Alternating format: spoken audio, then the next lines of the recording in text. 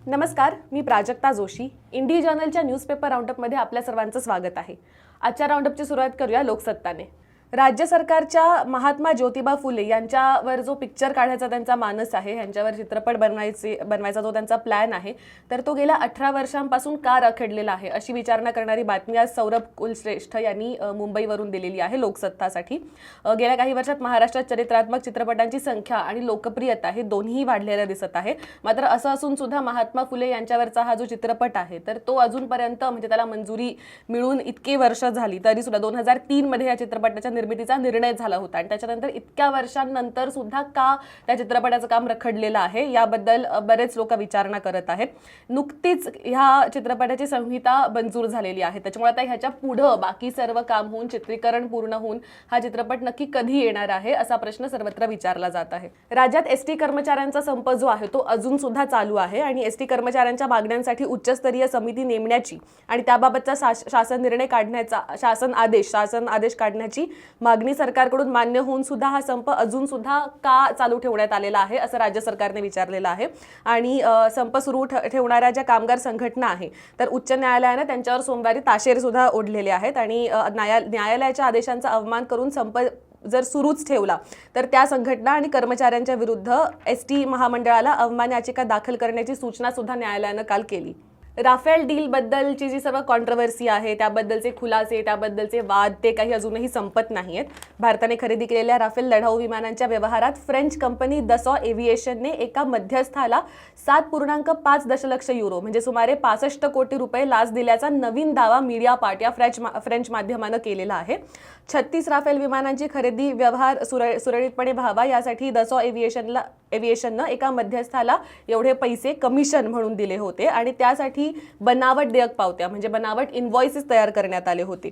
तसंच याबाबतची जी कागदपत्र होती ती उपलब्ध असून सुद्धा तपास यंत्रणांनी चौकशी केली नाही असं सुद्धा मीडियापार्टने त्यांच्या नवीन रिपोर्टमध्ये म्हटलेलं आहे. पुणे महापालिका अग्निशमन दलातील भरती प्रक्रिया गेल्या 3.5 वर्षांपासून रखडली असून दलातील मंजूर 910 पदांपैकी 527 पदं रिक्त असल्याचं धक्कादायक वास्तव पुढे आलेलं आहे. नुकतंच आपण बघितलं की अहमदनगरमध्ये जी मोठी घटना घडली आगीची, एका हॉस्पिटलमध्ये आग लागली आणि ICU मधले तब्बल 11 पेशंट्स दगावले त्याच्यामध्ये.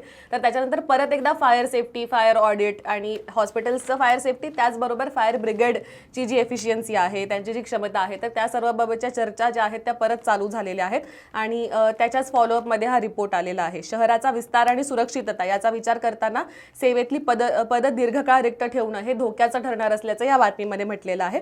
काही आठवड्यांपूर्वी इंडी जर्नलने सुद्धा अशाच आशयाची एक बातमी केली होती की कशा प्रकारे जे अग्निशमन दल आहेत किंवा त्याची वेगवेगळी जी ऑफिसेस आहेत शहरात तर ती कशी कमी पडत आहेत, तिथं इनफ पदभरती झालेली नाही आहे, तिथं जे इक्विपमेंट आहे ते कसे अपग्रेड करायची गरज आहे या सर्वाबद्दल त्या बातमीमध्ये आम्ही आढावा घेतला होता. या पुढच्या बातमीची हेडलाईन आजची आपली हेडलाईन ऑफ द डे आहे. ही हेडलाईन आहे नियमभंगाची दिवाळी पहाट. दिवाळी पहाट कार्यक्रमांच्या आयोजनानं कोरोना नियम पायदळी तुडवल्याचं चित्र समोर आलेलं आहे. पुढच्या वर्षी महापालिकेच्या निवडणुका आहेत त्यामुळे ह्या वर्षी भरभरून अगदी मोठ्या प्रमाणात दिवाळी पहाट कार्यक्रम आपल्याला झालेले दिसले आणि एकीकडे नाटकं असतील किंवा जे थिएटर्स असतील तिथं 50% उपस्थिती जिकडं कंपल्सरी करण्यात आलेली आहे, 50%हून जास्त लोकांना अलाव नाही करण्यात आलेलं.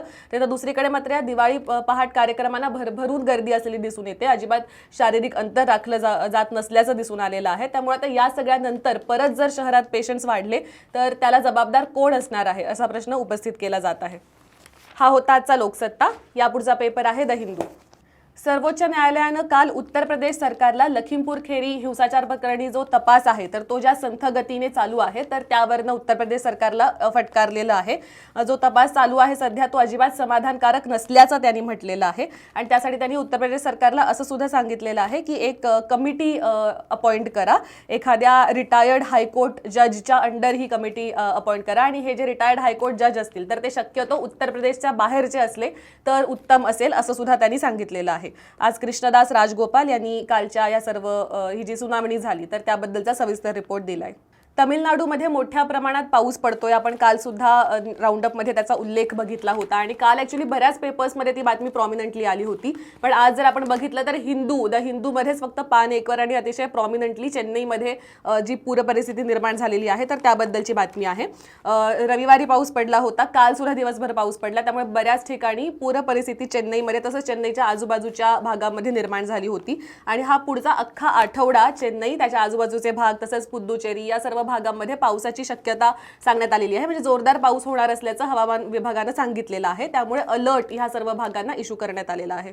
काही दिवसांपूर्वीच आपण वीज टंचाई मोठ्या प्रमाणात देशभरात झाल्याचं बघितलं होतं. खरं तर वीज टंचाईपेक्षा कोळसा टंचाई ती जास्त होती.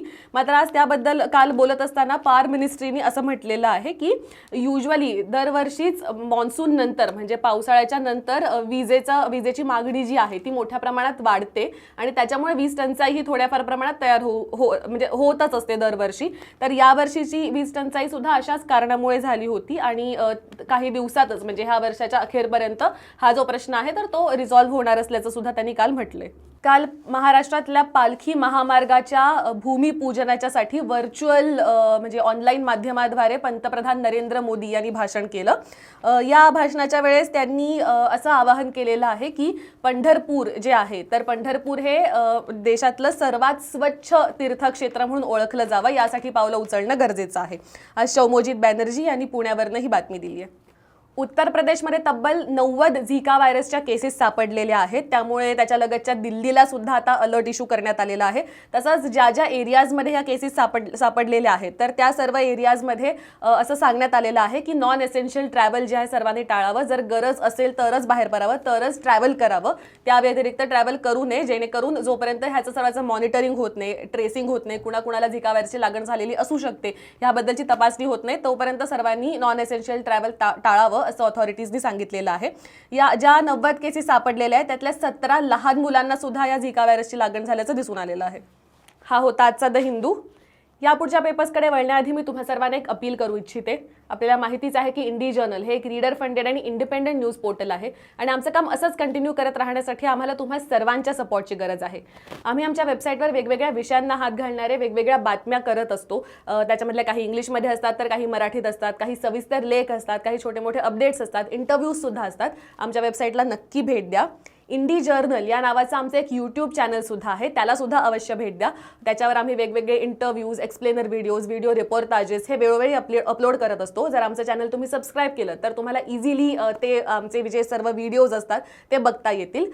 या व्यतिरिक्त जर या व्हिडिओच्या डिस्क्रिप्शनमध्ये तुम्ही पाहिलं तर तुम्हाला एक गुगल प्ले स्टोअरची लिंक दिसेल, त्यावर क्लिक करून तुम्ही इंडी रेडिओ हे आमचं ॲप सुद्धा डाउनलोड करू शकता. या आमच्या ॲपवर आम्ही मोठ्या प्रमाणात ऑडिओ कंटेंट जो असतो तो अपलोड करत असतो. दररोजचे काही शोज असतात, काही वीकली शोज असतात, काही बराचसा कंटेंट तुम्हाला त्याच्यावर सापडेल. आमचा जो वेबसाईटवरचे सगळे आर्टिकल्स आहेत तर ते ऑडिओ स्वरूपात तुम्हाला त्याच्यावर ऐकता येतील. या व्यतिरिक्त अनेक पॉडकास्ट आहेत, अनेक मराठी पॉडकास्ट ह्याच्यावर उपलब्ध आहेत, हे मी आवर्जून सांगू इच्छिते. काही चर्चासत्र असतील, जागतिक विषयांना हात घालणारी चर्चासत्र असतील, काही इंटरव्ह्यूज असतील, ऑडिओ बुक्स असतील, तर असा भरपूर खजाना त्याच्यावर आहे. तर आमचे हे ॲप नक्की डाउनलोड करा. आणि आता आपण वळूया पुढच्या पेपरकडे, जो आहे महाराष्ट्र टाइम्स.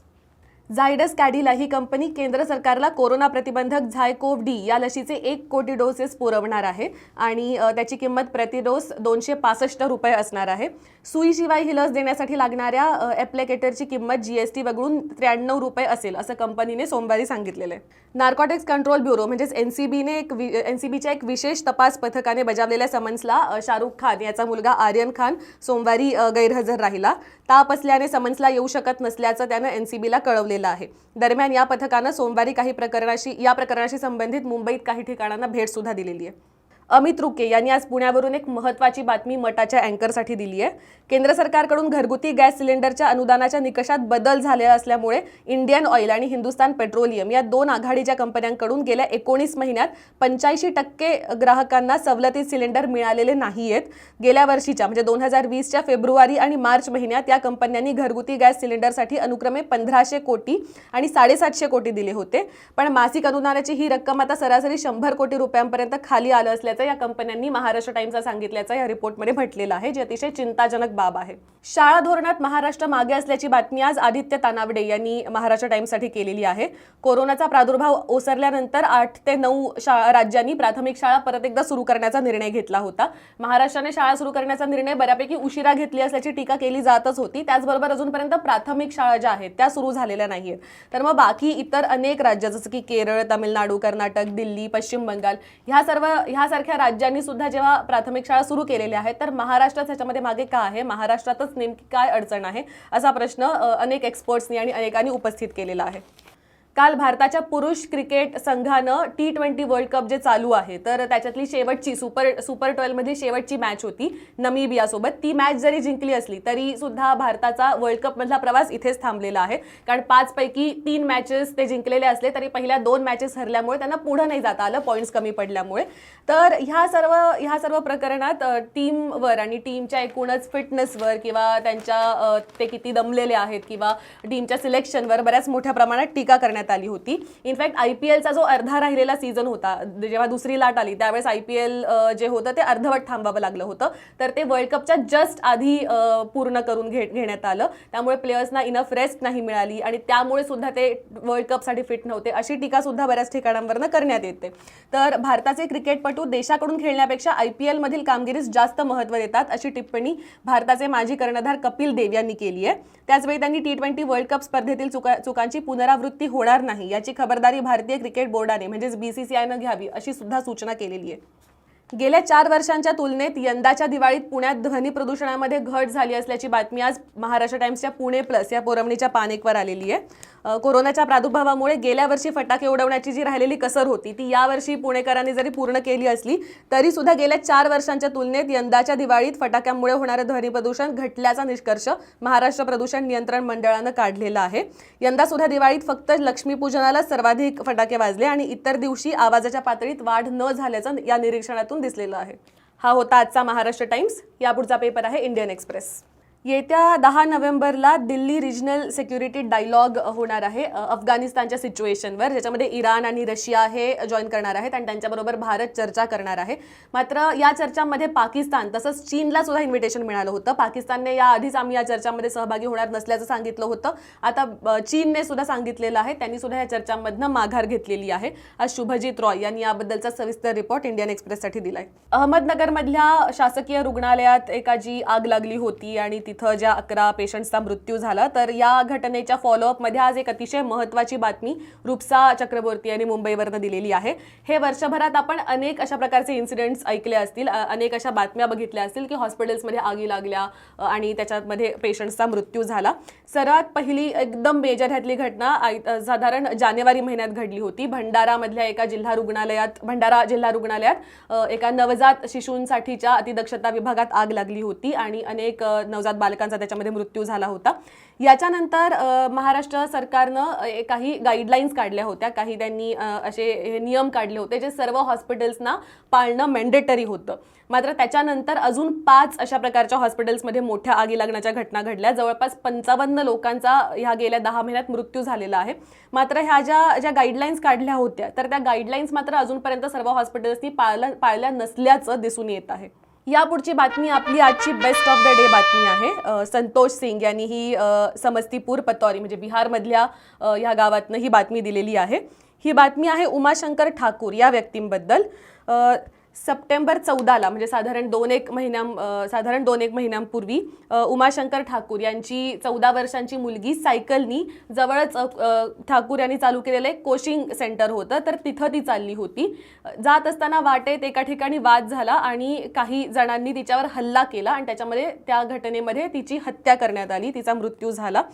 आणि ह्या घटनेनंतर काही दिवसातच जे कोणी बरेचसे आरोपी ह्या घटनेतले होते त्यांना अटक करण्यात आली 10 दिवसात जवळपास. ते झाल्यानंतर त्याच्या 1 आठवड्यानंतर पासून उमाशंकर ठाकूर हे परत एकदा त्या कोचिंग सेंटरला जात आहेत.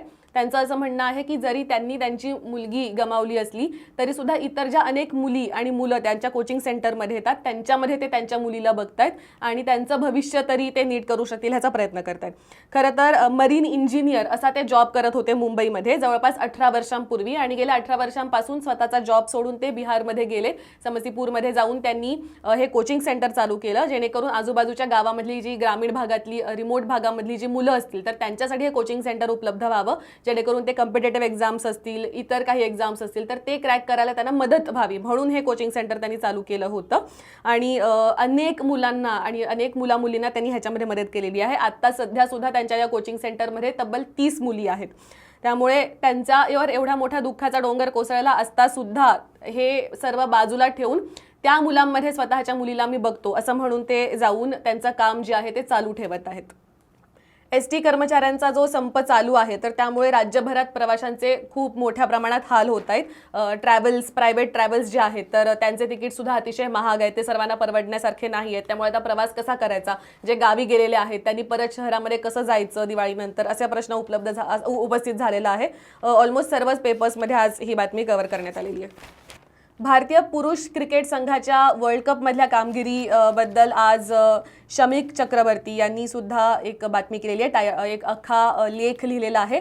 टायर्ड माइंड्स मडल्ड थिंकिंग अशी ह्याची हेडलाईन आहे की चुकीचं सिलेक्शन, चुकीचं डिसिजन मेकिंग आणि गेल्या 6 महिन्यातलं बिना रेस्टचं केलेला सगळा खेळ, वेगवेगळे टूर्स आणि हे असे वेगवेगळे फॅक्टर्स जे आहेत त्यांनी भारताचं ह्यावेळेसचं जे फेल्युअर आहे ते ह्या सगळ्या वेगवेगळ्या फॅक्टर्समुळे कसं काय झालं याबद्दल हा सविस्तर लेख त्यांनी लिहिलेला आहे. तर हा होता आजचा इंडियन एक्सप्रेस आणि याचबरोबर इंडी जर्नलचा आजचा न्यूजपेपर राऊंडअप सुद्धा आम्ही इथंच थांबवत आहोत. दररोज आमचा राऊंडअप बघत राहण्यासाठी आम्हाला फेसबुकवर नक्की फॉलो करा आणि इंडी रेडिओ हे आमचं ॲप डाउनलोड करायला विसरू नका. धन्यवाद.